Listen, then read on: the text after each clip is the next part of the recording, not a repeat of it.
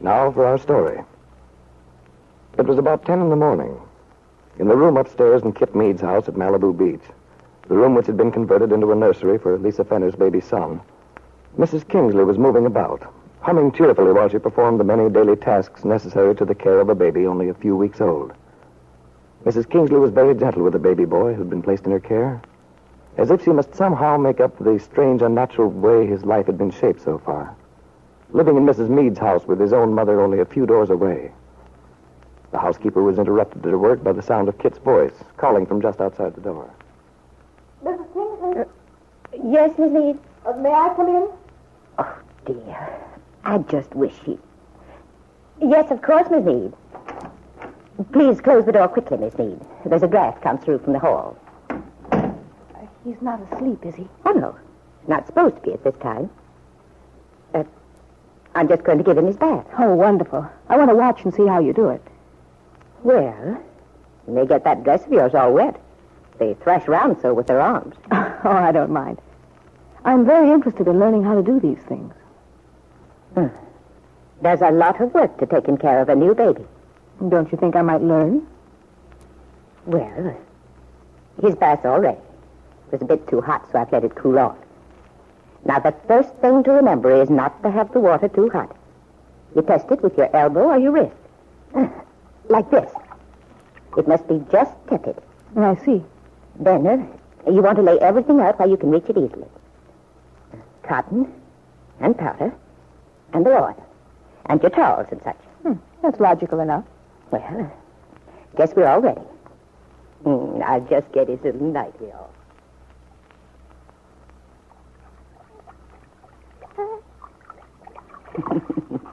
Hold still, you little rascal. We're almost finished. Be sure to support his back carefully all the time, Miss Meade. You see how I had to do that with one hand while I soaked and rinsed him with the other. Now, all finished. Isn't there something I can do? You might lay out that towel on the table, Miss Meade. There you are. Now, lay him down on his nice woolly towel and wrap him up warm. There. That was a lovely bath, wasn't it? Such a beautiful little boy. I wonder. Can't understand Miss Fenner's not wanting to see him and take care of him. Does she know what a wonderful child she has? Well, frankly, Mrs. Kingsley, Lisa's not particularly interested. Oh, I just can't believe that. It's true, nevertheless. But she's always looked forward to a baby so much. We've talked many times. Things happen to people, and they change sometimes. Yes, Miss Meade. Very strange things happen, I'd say. Excuse me, Miss Meade. Would you just step over a bit? You're in my light. What are you doing now, Mrs. Kingsley? This is boric acid. You have to bathe his eyes every day, you know. Oh, I see. Mrs. Kingsley, how soon do you think the baby will be old enough to travel? Travel, Miss Meade? But why? I don't Never mind about the reason, Mrs. Kingsley. If you'll just give me an opinion, please. Yes, of course. I'd say the baby could travel in a few weeks. I presume you mean by train? Yes.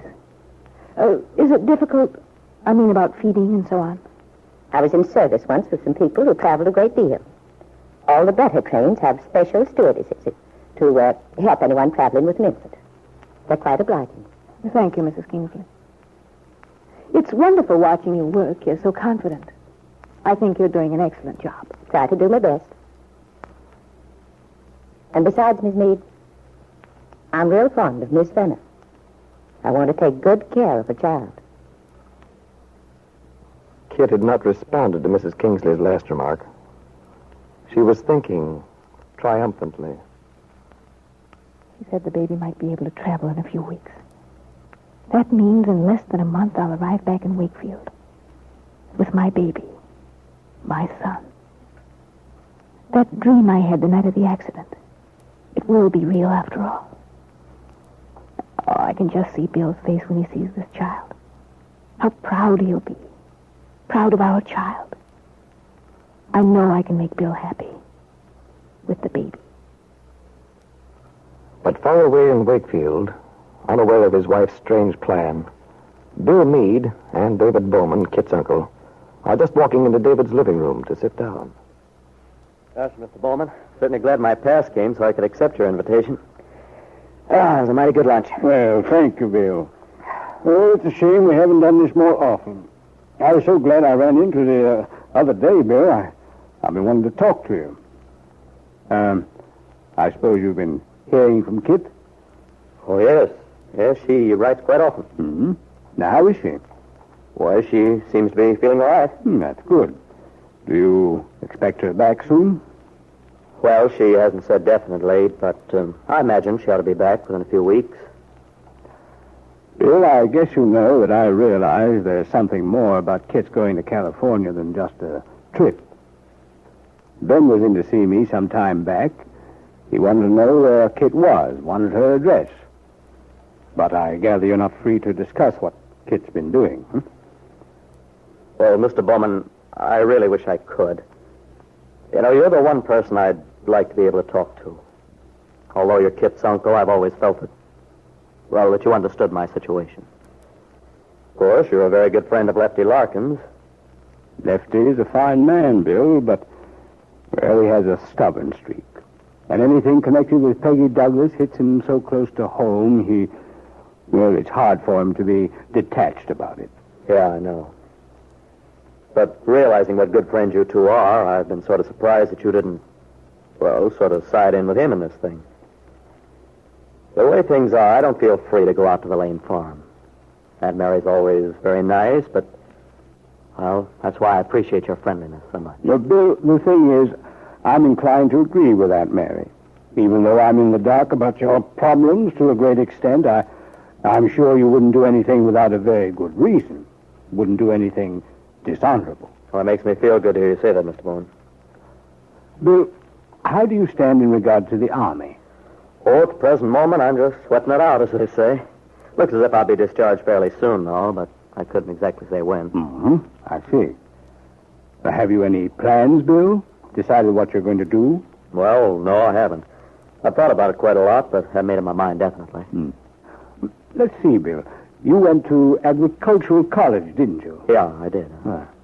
But I wondered, are you still interested in farming? That sort of thing. Well, it's just about all I can do.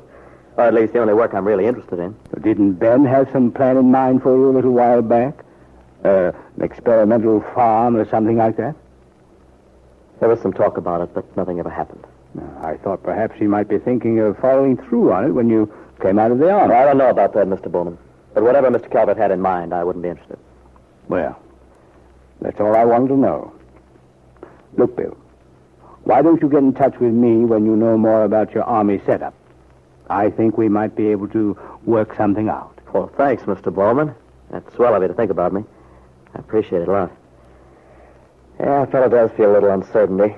Coming out of the Army, not sure what to do next. Well, of course. I should have thought of it sooner. But then I thought you might have some other commitment to Ben Calvert or something. Oh, no. Yeah, I mean, no, that would be impossible. I wouldn't think of having any business connections with Mr. Calvert, not with the way things are. Oh? Well, I wasn't sure, since you are in the family. Yes, I am. But, Mr. Bowman, do you remember quite a while ago, months ago, in fact, you once said something about my marriage, about Kit and me? Yes, Bill. I remember. I believe I indicated that I could see trouble ahead. Yeah. Well, Mr. Bowman, the fact is, you were right about the marriage. It just can't go on any longer. I see. Then, what do you plan to do, Bill? I'm going to get a divorce, Mr. Bowman. You sound very positive, Bill. I wonder how you'd feel if you knew what was happening in California. Knew that Kit will be returning to Wakefield very soon now, with another woman's son. A child you're to believe is your own.